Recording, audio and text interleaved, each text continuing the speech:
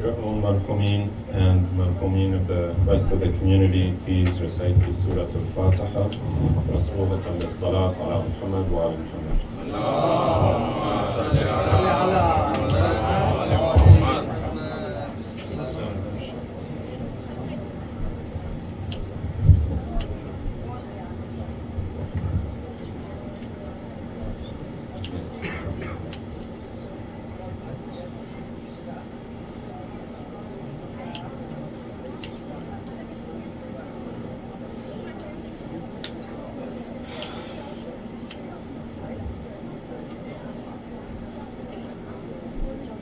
أعوذ بالله من الشيطان الرجيم بسم الله الرحمن الرحيم وبه نستعين إنه خير ناصر ومعين ثم الصلاة والسلام والتحية والإكرام على سيدنا ونبينا أبي القاسم محمد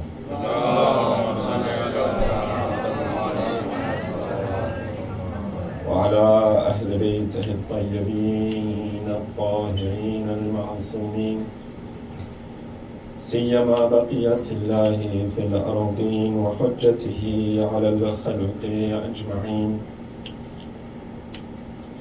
السلام عليك يا أبا عبد الله وعلى الأرواح التي حلت بفنائك. عليك مني سلام الله أبدا ما بقيت وبقي الليل والنهار ولا جعله الله آخر العهد مني لزيارتكم.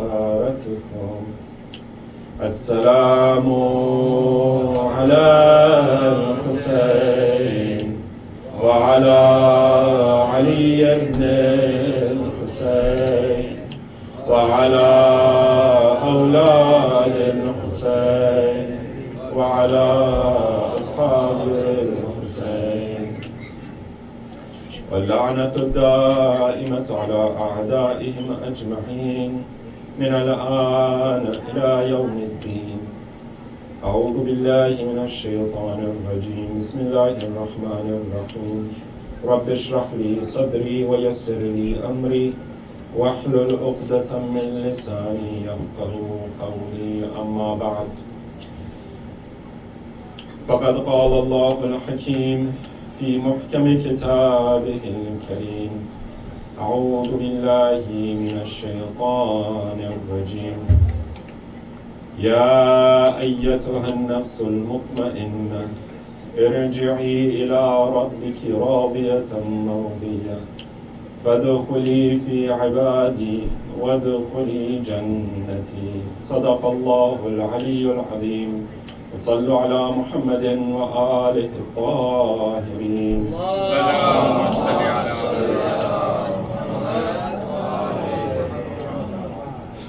Dear brothers and sisters in Iman, Assalamu alaikum wa rahmatullahi wa barakatuh. Tonight is the night of Ashura. It is said in our books of Maqatil and history that the battle was supposed to occur on the day of the night. But it is said that Abu Abdullah had some of his close companions make a request to the enemy soldiers that give us one night for us to spend it in ibadah, in worship of Allah. One night of salat, one night of reciting the Quran, one night that we can spend remembering Allah. And it is said that they were given that reprieve. And it is said this night the camp of Abu Abdullah was buzzing like a beehive with one person talking to Allah, one person standing up in prayer, one person reciting the surahs of the Quran. Tonight is a night of ibadah. Tonight is the final moments of saying their final farewells. Mothers to their sons, husbands to their wives, brothers and sisters. Tonight is the night of Aza for Abu Abdullah and for the camp. These past few nights we have been talking about this concept of taqwa, piety and devotion to Allah. And this is all very good, and this is an important conversation to have. This is something that we all should strive for in our own lives. But one of the problems that we have as well in our society is that we want everything for ourselves. We're in constant search of trying to fulfill ourselves, trying to find ourselves, such that maybe even some people do ziyarat and do pilgrimage for some sort of self-fulfillment. This is all part of some of the things that we see in our own society. One of the values that this society has is that we want to fulfill ourselves, and for some reason, many of us have lost our sense of self, and so we are trying to find it. If it's not where we live, then it might be somewhere else. Fulfilling our desires, fulfilling our needs, our wants. But Allah says that do not be amongst those, if you want to be a person who wants to find himself, do not be amongst those who have forgotten where you come from. لا تكونوا كالذين أنسوا الله or نسوا الله فأنساهم أنفسهم. Do not be amongst those who have forgotten Allah, the source of their very being, and then Allah makes them forget who they are.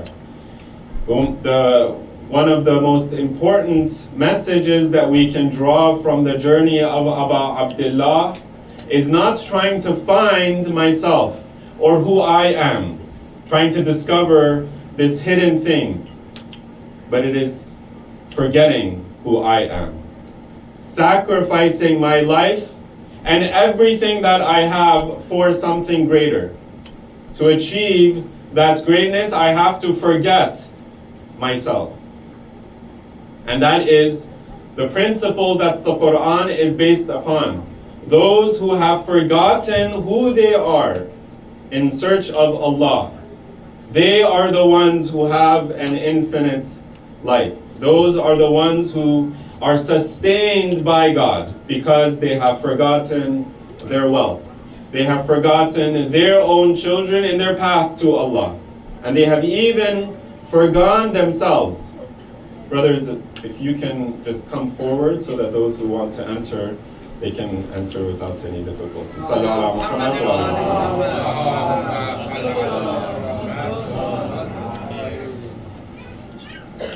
So Allah says, لا تحسبن الذين قتلوا في سبيل الله أمواتا. Those who are killed in the path of Allah, do not count them as being dead. بل أحياء عند ربهم يرزقون. Rather, they are alive and they are being sustained by their Lord. Those are the ones who are successful. And so on this night, we will forget ourselves. We will even forget the fact that we have to attain some virtues in our own lives. Because when we look in the ahadith of the Ahlul Bayt, you can only reach true taqwa in the path of Imam Hussein. Not in the path of your wealth, not in the path of your children, not even in the path of searching for your soul or searching to find out who you are. But it is in trying to reach something greater than who I am. That ultimate aspiration that I have, and that is Allah. And it is in the person of Aba Abdullah. So let us spend this night contemplating on the virtues of Imam al-Hussein. Spending a moment recounting the greatness of Aba Abdullah, because it is only in connecting ourselves to that greatness that we can aspire to something greater. There is this poem by the great poet Sa'di, Persian poet, and he says, ای مرغ سحر عشق ز پروانه بیاموز که آن سوخته را جان شد و آواز نیامد. O you morning or nightingale, or you bird that sings and has all of these beautiful songs about love, the bird, the nightingale or the sparrow, is said to be a bird of love, a bird which calls out and which has this beautiful song for the one he loves. And the poet says, "Oh, you bird, you have a beautiful voice, but learn love, true love, from the butterfly, which has no voice. It has no song. که آن سوخته را جان شد و آواز نیامد." Because the moth or the butterfly, it circles around the candle and it goes towards the candle. It is attracted by that light. And then at one point, it is engulfed in the flame of the candle and it gives its entire life. And as it gives its life, it doesn't even say the smallest thing. We talk about taqwa. We can even yearn to have taqwa, talk about ourselves. But we have to burn in the love of Aba Abdullah. We have to know who he is.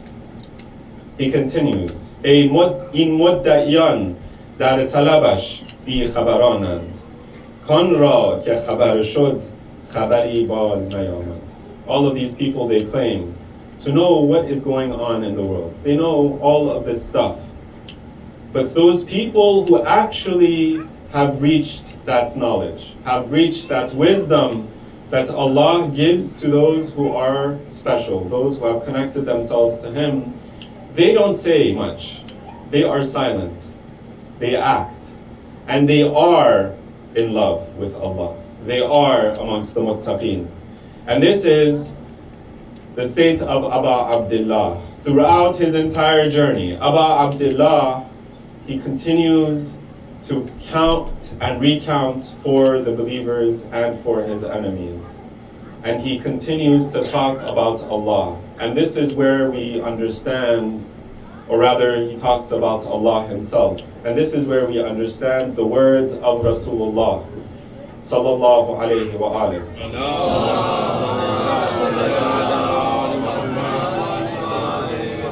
Rasulullah is reported to have said, "Husaynun minni wa ana min Husayn.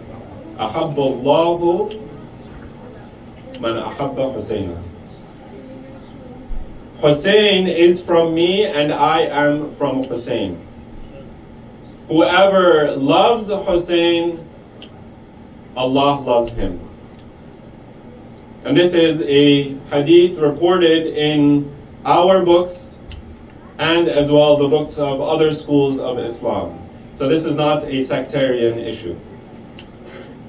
The Prophet says, if you want Allah to love you, then love Hussein. He says, Hussein is from me and I am from Hussein. What does the Prophet mean? There are other ahadith that the Prophet speaks about Aba Abdullah al-Hussein. And he speaks about his love. And he speaks about how Hussein is the ship of guidance. And he is that light of guidance. Let us spend a few moments that we have tonight contemplating this hadith. Hussein is from me. A lot of times when people try to explain this hadith, they will say that, of course, Hussein is the grandson of the Prophet. He is from the lineage of Rasulullah. But then you get to the next verse, the next sentence. What does it mean for me, for Rasulullah, to be from Hussein? Husaynun minni wa ana min Hussein. This is the opposite side of the coin. I can say that Hussein is from the descendants of Rasulullah, and so Husaynun minni makes sense. But does not make sense for it just to be that Rasulullah is explaining how close Hussein is to him through this family ties. That is not what Rasulullah intends.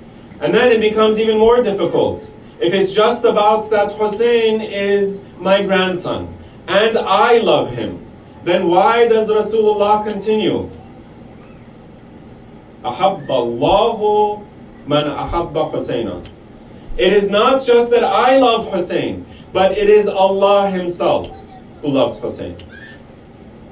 That is even further.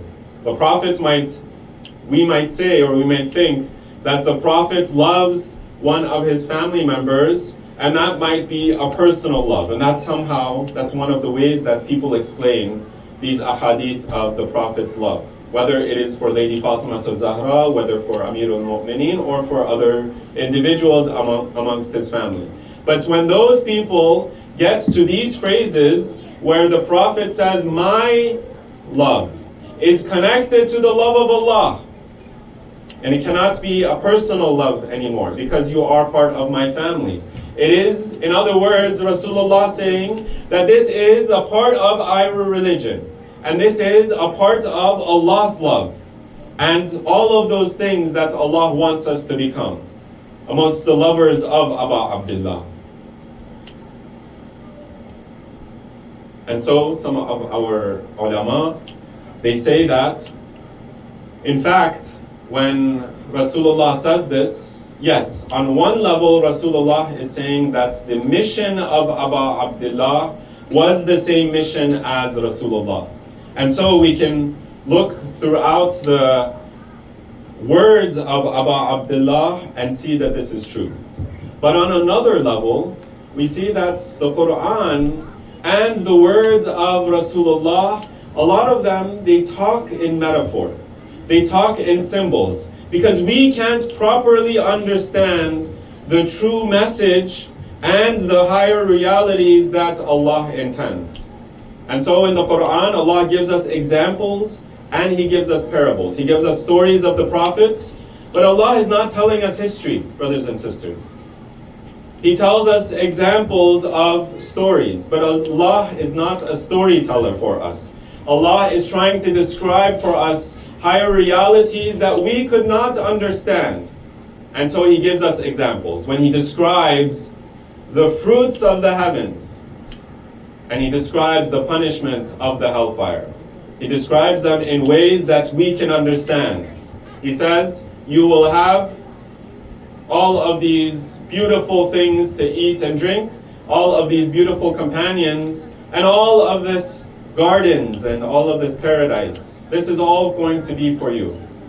But Allah also tells us that I am telling you this not because this is the limit of my beneficence, or this is the limit of my blessings, but He's telling us this because this is the limit of my understanding. I can only understand the extent of my experience. That is all I can understand, and even sometimes less. The best things that I know in this world are what I can fill my stomach with, or what I can live in, the houses I am living in, or the gardens that I take pleasure in. That is the extent of what I think is the bounties of Allah. Those are the things that I take pleasure in. And so Allah gives me parables and He gives me examples. But then Allah tells me in certain verses of the Quran, Salamun qawlan min Rabbir Rahim, that those who enter into the grace of Allah, they are going to be told salam, peace be upon you.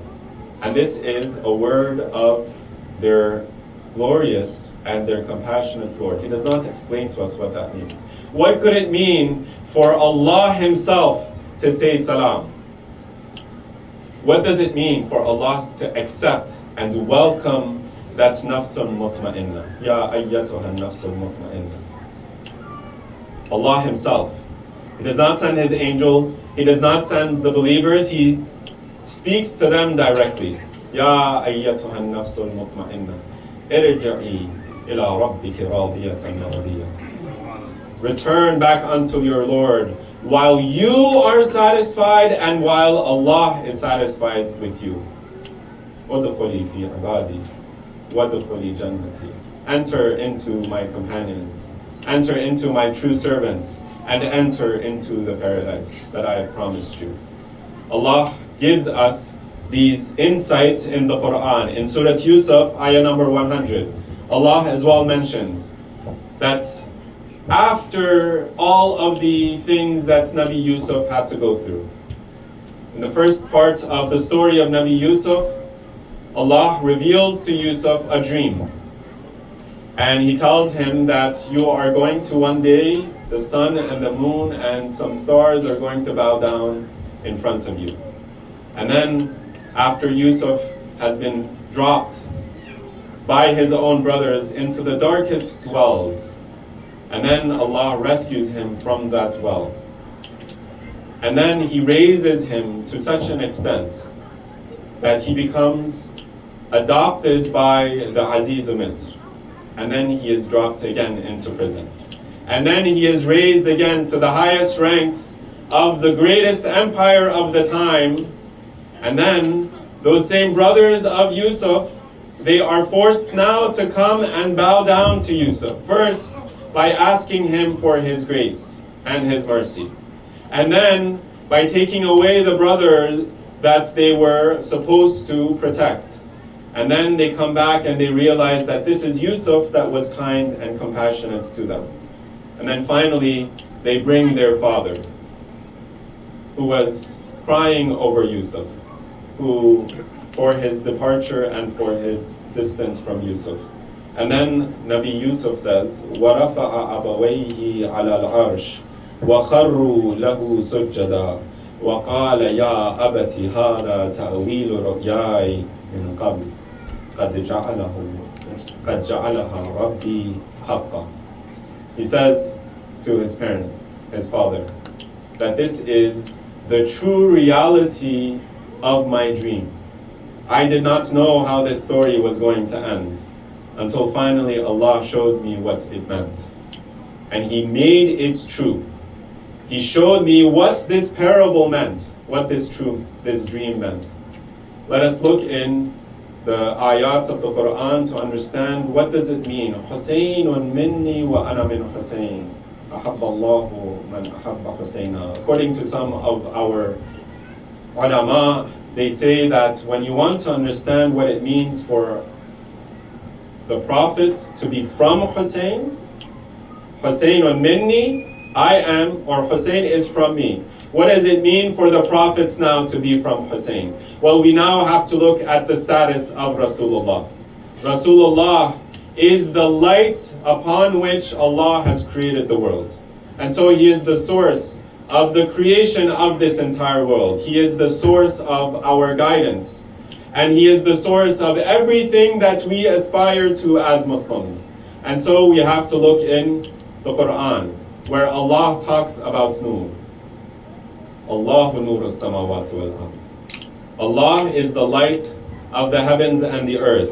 Mathalu nurihi kamishkat.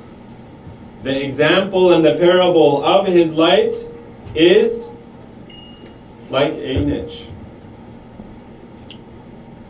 فيها مصباح المصباح في زجاجة. Again, another parable. One of the things that it is useful for us to, when we come across the story of Karbala, is to not just see it as a set of events, but to imagine it as a beautiful drawing that Allah has drawn for us. When Lady Zainab, she says, "Ma ra'aytu illa jamila." She is trying to express to all of the Muslims that this set of events that you see just as a random set of events, as something that has happened on the material plane, historical, irrelevant, all of those things that we might think. Lady Zainab is saying that no, this is something that every single individual throughout history can take advantage of and can learn from. And they can learn from something, from that thing that other people might not be able to understand. Just like as you look at a picture, again, brothers, if you can just come forward a little bit so that others can.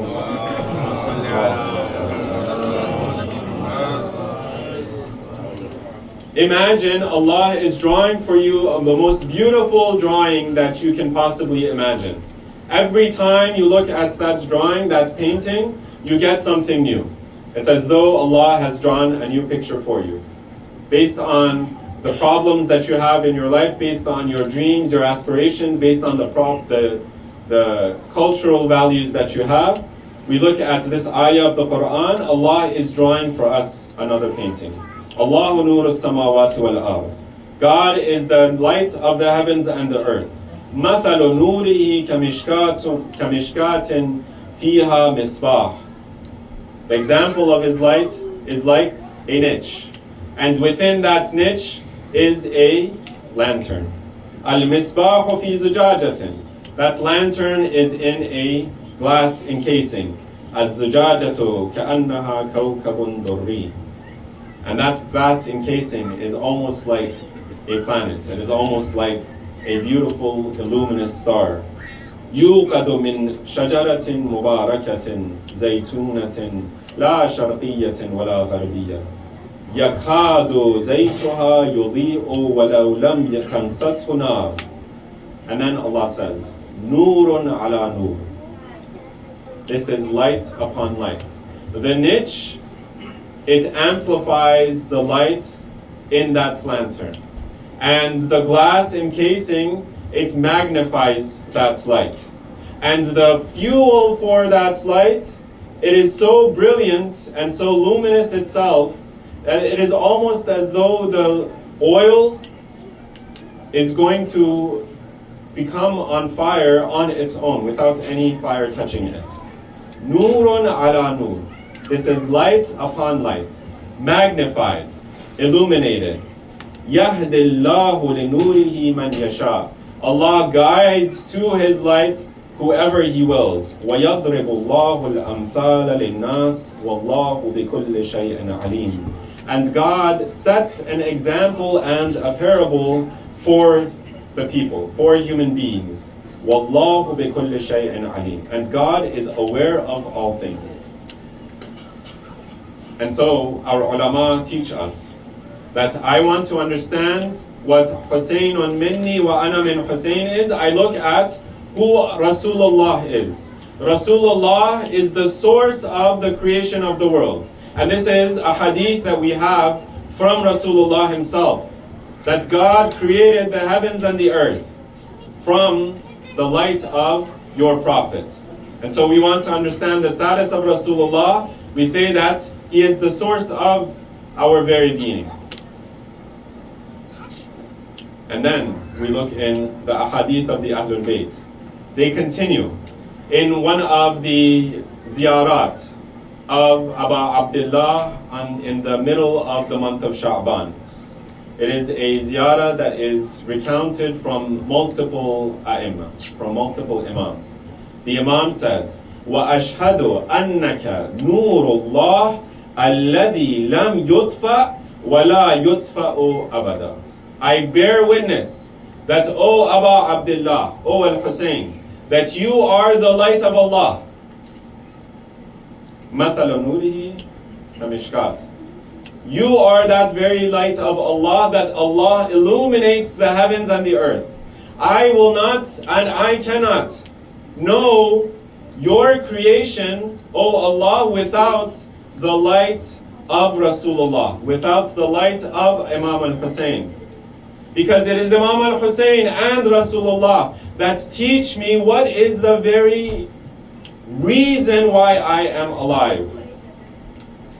I would not know why Allah has created the heavens and the earth, why Allah has placed me on this earth without Abu Abdullah or without Rasulullah. Allah says in the Quran, I did not create the humans and the jinn illa liya'budun, except for them to come and worship me. My entire life is supposed to be, and the reason and the meaning of my life is supposed to be for the worship of Allah. I can't understand who Allah is or how to worship Him without Rasulullah, without Abu Abdullah. I cannot aspire to Taqwa without Rasulullah or without Abu Abdullah. And so we look in throughout the journey of Abu Abdullah, he does not think about himself. He is constantly reminding the Muslims that this is how you worship God. And so he says, before he even embarks on the journey to Karbala, a year or two before, in Dua of Arafah of Abu Abdullah, we recite those beautiful words of Abu Abdullah. Allahumma ij'alni أخشاك كأني أراك. Oh my Lord, make me a person who fears you, as though I see you, as though I'm a person who sees you right in front of me. وأسعدني بتقواك. And oh Allah, make me felicitous and make me have a good fate through your taqwa, through having piety and devotion to you. And then the Imam continues. He says, Ilahi, ila man takiluni. Oh my Lord, in whose hands do you leave me? Leave me. Ila qaribin fayaqta'uni. Do you lead me to a person who is close to me, one of my family members, so that that person can, at one point in my life, when I am weak, when I am poor, when I have no one else but you, oh Allah, you leave me in the hands of that person so that that person at one point, if they feel disrespected, if they feel slighted, then they can cut themselves off from me. Imam Hussein, he calls out to Allah before he begins on his journey. And it is said that when he leaves the city of Medina, he calls out to Allah. Those words of Nabi Musa, فَخَرَجَ مِنْهَا خَائِفًا يَتَرَقَّبُ قَالَ رَبِّ نَجِّنِي مِنَ الْقَوْمِ الظَّالِمِينَ, says when he is leaving the city of Medina, that refuge of the Ahlul Bayt, the home of Aba Abdullah al-Hussein, the one place that he felt safe. He is leaving now the city of his grandfather. And it is said that these are the words of Nabi Musa when he is leaving the land of Misr. When the people of Fir'aun are now coming and trying to find Nabi Musa, and he does not have a safe place within the land of Misr. And he exits from that land saying these words, فَخَرَجَ مِنْهَا, Musa leaves that land, خَائِفًا يَتَرَقَّبُ, and he is leaving in a state of fear, not knowing which direction to go. قَالَ, he says, he calls out to Allah, رَبِّ نَجِّنِي مِنَ الْقَوْمِ الظَّالِمِينَ. Oh my Lord, save me from this vile and oppressive people. There's space in the front. Sallu ala Muhammad wa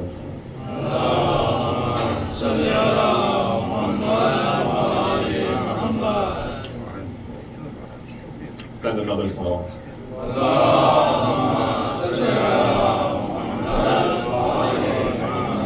It is said that Abu Abdullah, on his way towards the city of Karbala, the plains of Karbala, as I mentioned last night, it is said that he would call to the people that he would meet on his way, and he would invite them on his path. And then on the other hand, Abu Abdullah, there are different times that he would tell his companions. We talk about the taqwa of Imam al-Hussein. We talk about how much Imam al-Hussein loved Allah.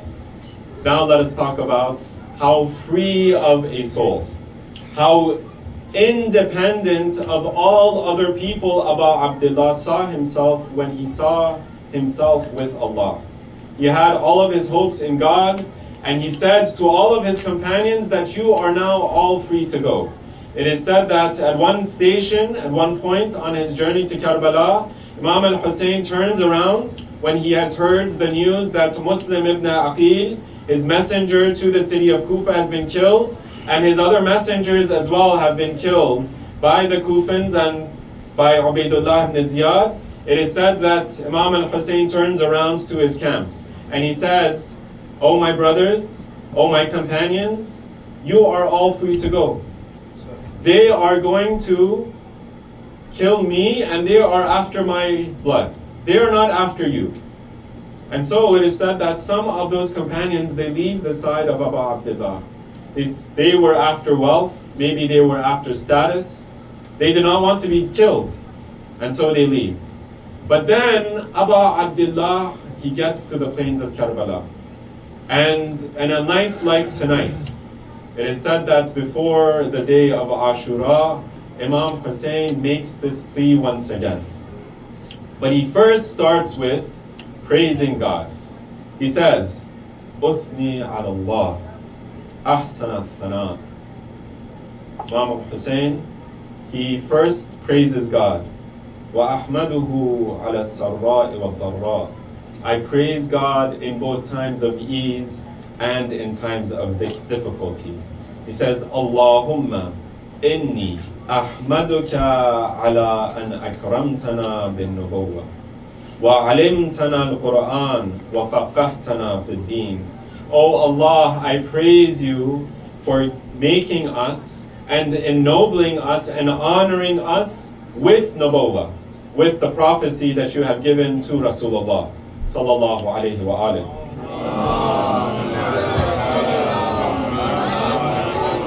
And you have taught us the Quran, and you have made us contemplate and understand deeply your religion. And then he turns towards his ashab, and he says, "O my ashab, I could not have asked Allah for a better people. But ultimately, tomorrow, all of you are going to be killed. They are after my blood, not after yours. And so take the darkness of the night as a transport and as a cover for you, and take the hands of your family members and take the hands of one of my family members and leave, and no one is going to blame you. I'm lifting my allegiance from you." Think about how free Abu Abdullah is and how he sets his own companions free. This is not an allegiance or an oath or a responsibility, in other words, upon you. You have to give your life freely in the path of Abu Abdullah. You should not feel like you are indebted to me. And so all of those who were killed on the day of Ashura, they were free. They were doing it out of their love, out of their selflessness. And then one after another, those companions of Abu Abdullah, they turn to the Imam and they say, it is said that Imam Zainul Abidin, Sayyidul Sajidin, he is the one who recounts this story. It is said that Abbas ibn Ali ibn Abi Talib, he is the first one to swear his allegiance and to swear to Abu Abdullah that I am willing to give my life in your path. And then another one of the companions of Abu Abdullah, it is said that he stands up and he says, "Oh Abu Abdullah, if I am killed tomorrow, I will give my life happily in your path. Rather, if Allah allows me to come to life 70 times after I have been killed, then I would give all 70 lives freely and willingly in your path. But this is only one life that Allah is asking of me." So think how easy that life is. And it is said that Zuhair ibn Qayn, he as well stands up. He is trying to outdo his brother. He says, "Oh Abu Abdullah, I give my life for you freely and willingly. And oh Abu Abdullah, if Allah gives me 1,000 lives, I would give all 1,000 to you, oh Abu Abdullah. But Allah is asking me for only one." And it is said that each one of the members of the camp of Abu Abdullah and Hussein, they all stand up and they pledge allegiance to the Imam. And then the night continues. Abu Abdullah, his piety, Abu Abdullah, his closeness and the love of Rasulullah for him and his love for Rasulullah. Abu Abdullah and the fact that he was a free soul and he was a soul who was content with Allah. And then he looks to his sister. It is said that Lady Zainab, on a night like tonight, it is said that when she hears these words of Abu Abdullah, and she hears Abu Abdullah saying his final farewells to his companions, it is said that Lady Zainab and the women folk of the camp of Imam al-Hussein, they cry out, wailing and weeping. And then Imam Hussein goes towards the women, and he goes towards Zainab, he is trying to give courage and hope and a little bit of contentment and peace to the heart of Lady Zainab. She says, Ya Ukhay, he says to his sister Zainab, Ya Ukhayya, inni aqsamtu fa'ubarri or fa'abirri qasami. La tashukki ala jaybak. Oh my sister, tomorrow you are going to see things that you have never seen before.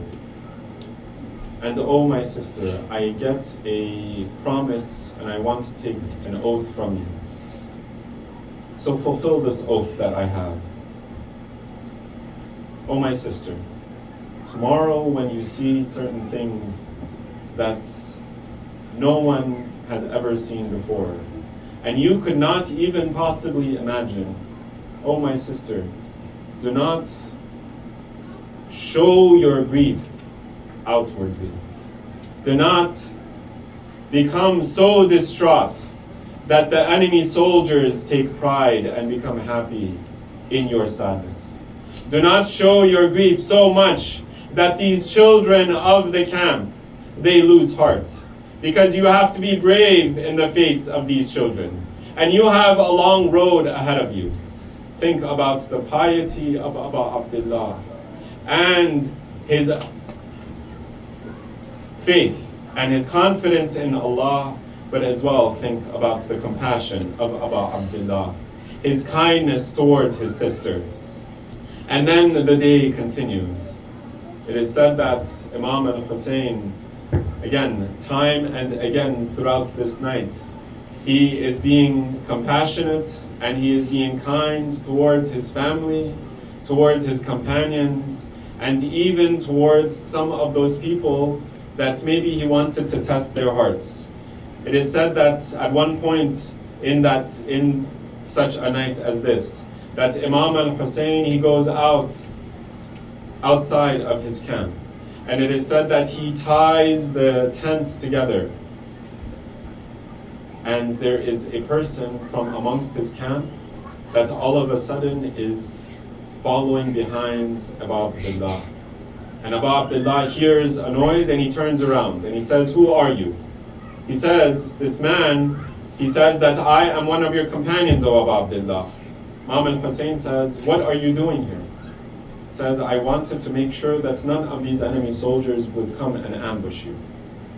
Imam al-Hussein turns to his companion and he says, oh my companion, it is just you and me on this night.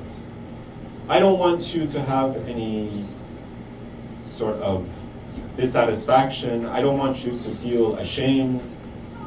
You just go. I'm leaving, I'm taking away my allegiance from you. No one is going to know. Go out into the darkness. Go and save yourself. Go and take your family with you. And it is said that this companion of his, he stays with Abu Abdullah.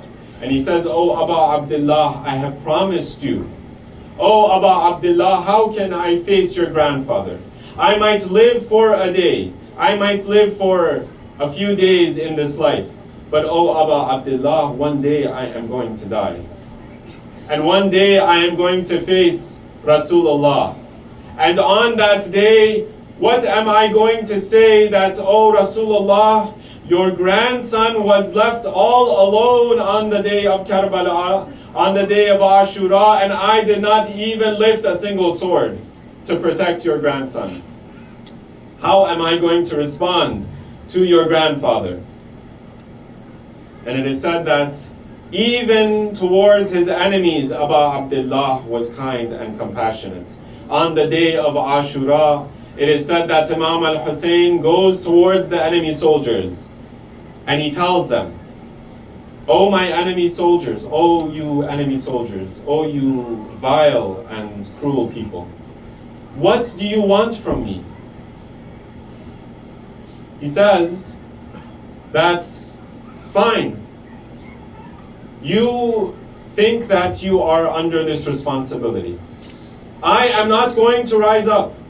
I am not going towards the city of Kufa. Allow me to go to some other city, to some far away place. And the enemy soldiers and the generals and the commanders of the army, they respond that, oh Hussein, on this day you are going to spill your blood. We are not going to be satisfied with anything other than your life and the life of your camp. And Abu Abdullah, he does not respond in cruelty. He says, وَلَا يَحْسَبَنَّ الَّذِينَ كَفَرُوا أَنَّمَا نُمْلِي لَهُمْ خَيْرٌ لَأَنفُسِهِمْ. He says, he speaks in the words of God, that do not think, for those who are kuffar, for those who are disbelievers, do not let them think that we are giving them some time so that they can do good for themselves. And this time and this reprieve that we give them is ultimately going to be good for them. إِنَّمَا نُمْلِي لَهُمْ لِيَزْدَادُوا إِثْمًا. They are only increasing themselves in sin. وَلَهُمْ عَذَابٌ مُهِينٌ. He is constantly trying to make their conscience come to life. But their conscience has been blinded. Their ears are deaf. Their eyes are not seeing what is standing in front of them. And it is said that Abu Abdullah, in one of those moments, he comes out with the Quran itself. And he says that, I swear to you by this Quran, and by the Prophet who revealed and brought this Quran to you, am I not the grandson of Rasulullah? Do you know who you are fighting against? And it is said that the enemy soldiers would not listen. They would tell Hussein, all of this is just talk. Hussein, your time has come. Until a moment on that day, oh brothers and sisters in Iman, this is the night of Ashura. Let us turn towards Abu Abdullah. Let us think and contemplate and allow this sadness into our hearts. It is said that on those final moments, his companions have given their lives. The Banu Hashim have been killed. Even Abbas has left the side of Abu Abdullah. And Abu Abdullah calls out, هَلْ مِنْ ضَابٍ يَضُبُّ عَنْ حَرَمِ رَسُولِ اللَّهِ. Is there anyone who is going to defend the haram of the Prophet of Allah? هَلْ مِنْ مُوَحِّدٍ يَخَافُ اللَّهِ فِينَا. Is there anyone who has tawheed, who is a believer in Allah, that fears for us? And it is said that the enemy soldiers, they only would laugh and they would only mock about Abdullah, and no one would respond to his call. And it is in those final moments that Abu Abdullah turns towards his camp. Oh my brothers and sisters in Iman, Imam Hussein sees that he is all alone. No one is coming to his aid. And so it is said that Imam Hussein calls out to his sister, Na walini waladi as-saghir. Oh my sister, give me my young son so I can bid him farewell. Oh my sister, these are my final moments. I want to bid farewell to my young son. Maybe Abu Abdullah wanted to show them how far they had fallen. Maybe Abu Abdullah wanted to kiss this young son of his to say his final farewell, the most innocent member of his family. And it is said that Abu Abdullah, he held Ali al-Asghar, or in other maqatil, Abdullah al-Radi, this young infant son of his, in his arms. And it is said that the enemy soldiers saw Hussein coming back towards the battlefield. And they saw that Hussein has something in his arms that he is shrouding, that he is covering with his abba. And maybe the enemy soldiers thought that Hussein has a Quran in his hand, and Hussein wants to guide them once again. But it is said that Hussein, he pulls back his abba, and he holds up his young son. And it is said that Hussein says, if you are not going to have any mercy towards me, at least have some mercy upon this young innocent child. I do not even want a drop of that blood. Take this young infant out of my hands and go and feed him. And it is said that the enemy soldiers, their eyes and their ears might have been deaf, and their conscience might have been blind. But some of the enemy soldiers, they begin to say amongst themselves, he is right. Hussein, he is not even going to get a drop of blood. We will not spare Hussein, but we at least can spare this young child.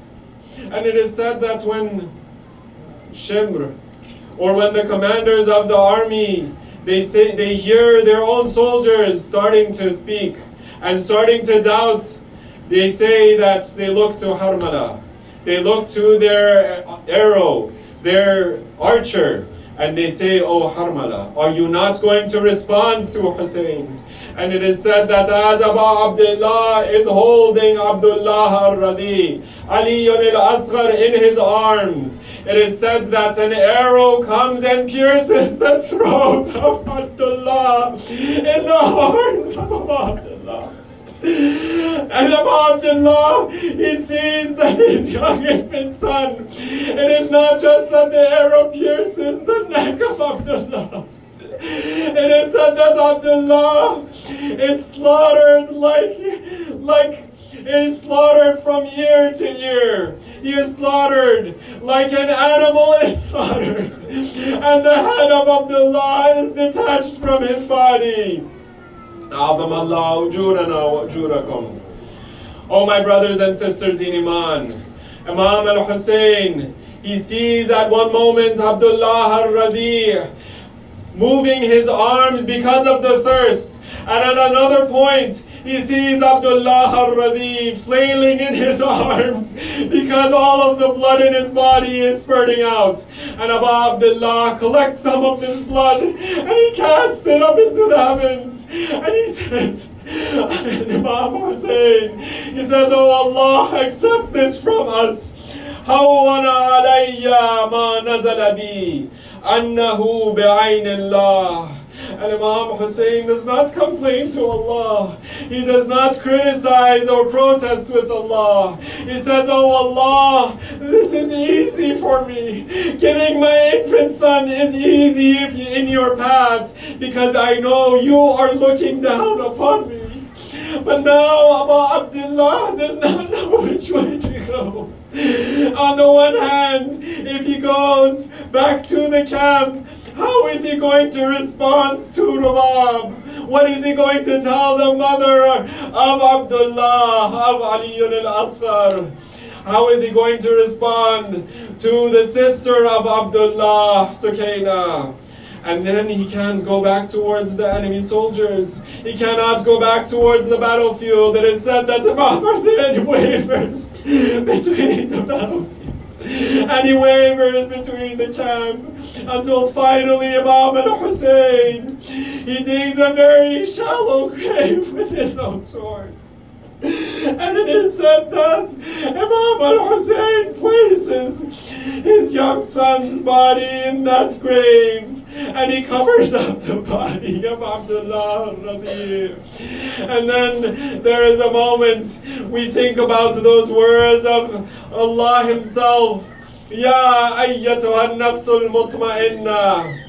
Oh, you true and you certain soul, come back towards your Lord. It is said that in those final moments of the life of Abu Abdullah, he has been struck and his arrows have pierced his body and swords are wounding him and the blood is seeping out from his body. We think about the piety of Abu Abdullah. We think about the kindness and the compassion of Abu Abdullah. We think about his courage and we even think about how selfless he was, that he was willing to give his life his infant child for Allah. But in those final moments of the life of Abu Abdullah, it is said that Imam al-Hussein, when he has been struck down, when he is lying on the floors of the plain of Karbala, brothers and sisters in Iman, A'adham Allah ujurana wa ujurakum. On a day like tomorrow, Imam al-Hussein, he is going to breathe his final breath, and that enemy soldier is going to come towards him. He says, Imam al-Hussein says, Allahumma ridan biqada'ik, tasliman li'amrik. Oh Allah, I am satisfied with what you have ordained. Oh Allah, I give my life in your path. Ya ghiyath al-mustaghithin. Dear brothers and sisters in Iman, A'adham Allah ujurana wa ujurakum. This is the night of Ashura. Let us all get up together and let us pay our allegiance and our respect towards Abu Abdullah. Let us stand up as we are getting ready for the Aza of Imam al-Hussein. I will begin this Aza with these lines of poetry that say in Farsi. امشبی را شهدین در حرمش مهمان است امشبی را شهدین در حرمش مهمان است مکن ای صبح طلوع مکن ای صبح طلوع ظهر فردا بدنش زیر سم اسبان است ظهر فردا بدنش زیر سم اسبان است مکن ای صبح طلوع مکن ای صبح طلوع. The poet says, on a night like tonight, Imam al-Hussein, the leader of the religion, is in his camp like a guest. All of the companions of Abu Abdullah are trying to fulfill their oaths to Abu Abdullah. And on a night like tonight, Abu Abdullah in his own camp is like a guest. O you mourning, do not come, do not cast your shadow and your light upon this day. On a day like tomorrow, Zuhr Farda, the body of Abu Abdullah is going to be under the hooves of the horses, and it is going to be destroyed under those hooves. It is going to be trampled under those hooves. امشبی را شهدین در حرمش مهمان است امشبی را شهدین در حرمش مهمان است مکن ای صبح طلوع مکن ای صبح طلوع ظهر فردا شهدین ظهر فردا بدنش زیر سم اسبان است ظهر فردا بدنش زیر سم اسبان است مکن ای صبح طلوع مکن ای صبح طلوع امشبی را شهدین در حرمش مهمان است امشبی را شهدین در حرمش مهمان است مکن ای صبح طلوع مکن ای صبح طلوع ظهر فردا بدنش زیر سم اسبان است ظهر فردا بدنش زیر سم اسبان است مکن ای صبح طلوع مکن ای صبح